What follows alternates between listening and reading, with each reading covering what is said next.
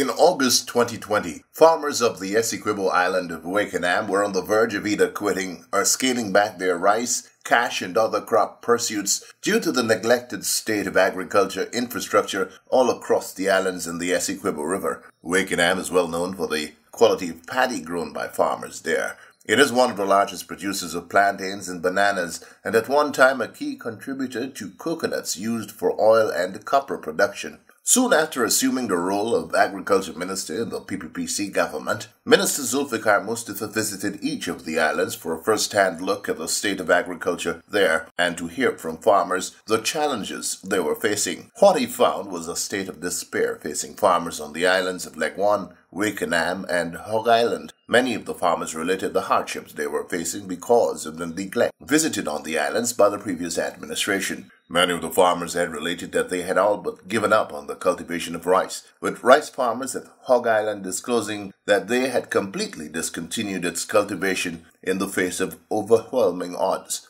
At Wakenham, farmers had lamented the state of drainage and irrigation, the lack of extension services and the high cost of getting their produce, including paddy, off the island to markets. During Minister Mustafa's visits to the islands, he had promised a number of interventions, including the provision of an excavator to be permanently stationed on the island of Legwan.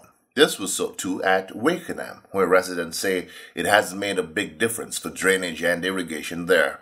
On the observance of 1 year in office of the PPPC government, I took my camera back to Wakenham and heard from the farmers and the NDC officials about the state of affairs on the island 1 year later. As we look back for the past 10 or 11 months, the PPP Civic has been in government under the Agriculture Ministry, under the stewardship of Minister Mustafa.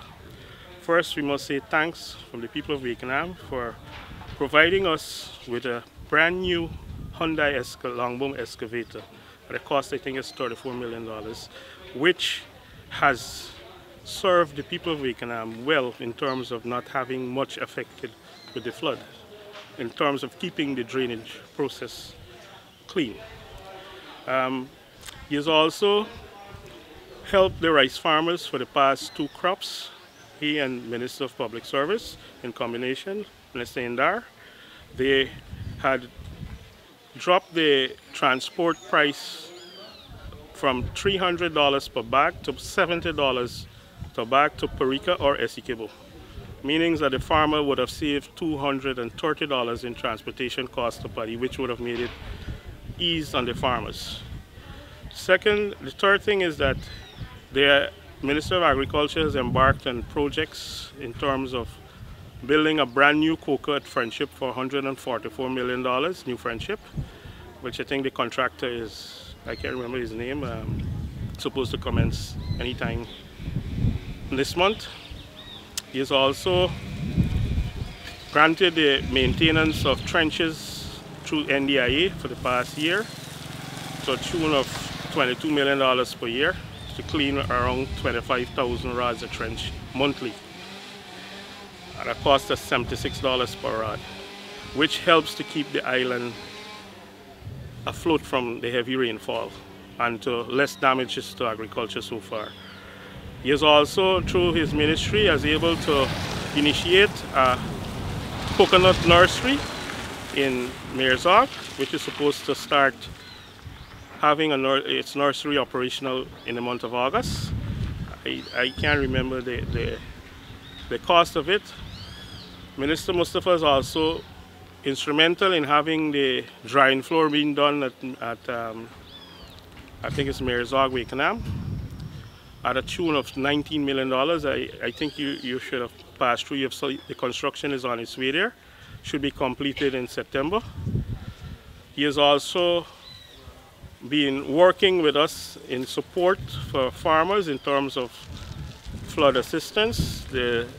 He's initiated that we have sent reports awaiting the support of farmers in terms of weedicide and fertilizer. Because of the heavy rainfall, you would have plants being affected in not in the growth and a little water, and so we await that so far from now. The Ministry of Agriculture for the past 11 months has played a significant role in keeping the agriculture sector in Wakenham very supportive of the farmers. Mr. Rodwell Ramcharan is a rice farmer who was close to quitting rice cultivation a few years ago. He says the past year has made a big difference in his fortunes and outlook for the island of Wakenham. I'm impressed with the help they have done with the drainage that include the outfall and inside from the coca going into the extremely end of the Frenzy estate. Recently, about a month now, they dug out the whole trench with the government excavator, which will suffer with, not me read, because I'm in front of the coca, right? But the farmers at the back are complain with the drainage, but complaint finished now after the excavator complete its work, right? And that boosts up the rice in this area. Some of the farmers got other crops like plantain, even coconuts too, right? And all the crops need drainage. Rice with the irrigation, coconuts with drainage, and the sucker with drainage.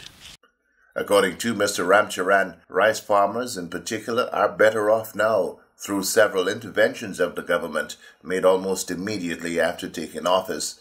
He better off with the rice, because previously, right, when farmers on this island had to move, the party on this island don't sell on this island, but are very minimal, right? The majority of the party move on from this island, and it has cost the farmers at least $300 for a bag of paddy to move off this island. With this government now, the price come down to $80 because they gave us subsidy with the THD transport service, that is steamer service. We never had a steamer service with the last administration, with the subsidy. The farmers had to use private transportation, and it just cost the farmers $300 per bag to move one bag of paddy, as I said earlier, per bag. Well, the farmers, whenever the minister or the senior functionaries come on this island, the farmers always ask for a drying floor. And the government, a drying floor is in progress presently now. And the farmers are very thankful for that drying floor.